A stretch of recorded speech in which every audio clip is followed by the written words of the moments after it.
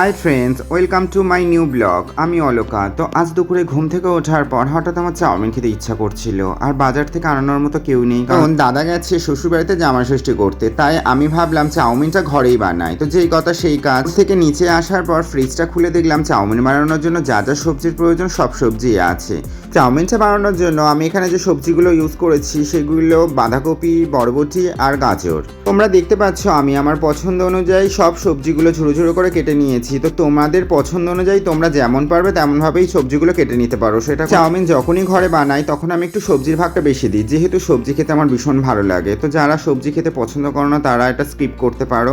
আমরা এখানে দেখতে পাচ্ছ আমার সবজি কাটা হয়ে গেছে, আর কড়াইয়ের মধ্যে জলটা গরম বসিয়ে দিয়েছে। জলটা অলরেডি ফুটেও গেছে। তো তার মধ্যে দিয়ে দিলাম পরিমাণ মতো চাউমিন। এটা দেওয়ার পর তোমাকে ততক্ষণই ওয়েট করতে হবে যতক্ষণ না 100-এর মধ্যে 90% চাউমিন সিদ্ধ হয়ে যায়। তো তার মধ্যে আমি দিয়ে দিলাম সর্ষের তেল আর স্বাদ মতো লবণ। লবণটা দেওয়ার পর বেশ কিছুক্ষণ গরম জলের মধ্যে চাউমিনটাকে রেখে দিয়েছিলাম। তো তারপর খুন্তি দিয়ে চাউমিনটাকে একটু নাড়িয়ে দেখলাম যে চাউমিনটা অলমোস্ট হয়ে এসছে। চাউমিনটা নামানোর পর আমি ঠান্ডা জল দিয়ে ভালো করে চাউমিনটাকে ধুয়ে নিই। আমি যখনই ঘরে বানাই তখন আমি এই প্রসেসিংয়েই বানাই। তো তোমরা একটা ট্রাই করতে পারো। চাউমিনটা বানানোর জন্য আমি ফার্স্ট সবজিগুলো একটু ফ্রাই করে নেব। তো তার জন্য কড়াইয়ের মধ্যে তেলটা গরম বসিয়ে দিয়েছিলাম। গরম হয়ে যাওয়ার পর তো তার মধ্যে দিয়ে দিলাম লঙ্কা আর পেঁয়াজ কোচানো। তো এটাকে আমি একটু ভালো করে ফ্রাই করে নিয়েছিলাম। তো এটা দিয়ে দিলাম সবজি। তো সবজিগুলো আমি ভালো করে একটু ফ্রাই করে নিচ্ছিলাম। যারা কাঁচা পেঁয়াজ খেতে চাও না তারা সবজির সাথে কাঁচা পেঁয়াজটা ভেজে চাউমিনের সাথে মিক্স করে দিতে পারো।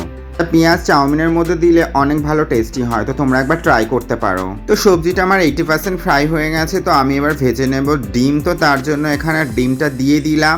আছে ডিম আলাদা সবজি আলাদা ফ্রাই করে, তো আমি এখানে একসাথেই ফ্রাই করে নিয়েছিলাম। তো সবজি আর ডিম আমার ফ্রাই হয়ে গেছে। তো তার মধ্যে আমি দিয়ে দিলাম চাউমিন। তো চাউমিনটাকে একটু নাড়াচাড়া করার পর বানালে আমি এই মশলাটা মাস্ট ইউজ করি, ম্যাগি মশলা। কারণ চাউমিনটা ম্যাগি মশলা দিলে খুব সুন্দর টেস্ট হয়, আর স্বাদ মতো চিনি।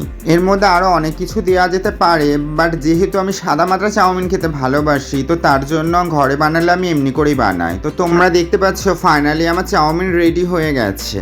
এর মধ্যে চাউমিন বানানোর সময় আমি পুরো একদম ঘেমে গেছিলাম, কারণ আজকের বাইরে প্রচন্ড লেভেলে গরম ছিল। তো তার জন্য আমি ড্রেসটা চেঞ্জ করে নিয়েছিলাম। তো নিচে আসার পর আমি আর মা চাউমিন খেতে বসে গেছিলাম। যেহেতু বাবা চাউমিন খায় না তো আমি আর মা চাউমিনটা নিয়ে নিয়েছিলাম। চাউমিনটা টেস্ট করার পর আমার তো বেশ ভালোই লেগেছিল। তো তোমরা একবার এরকম প্রসেসিং এ ট্রাই করে দেখো, যে আশা করি তোমাদেরও খুব ভালো লাগবে।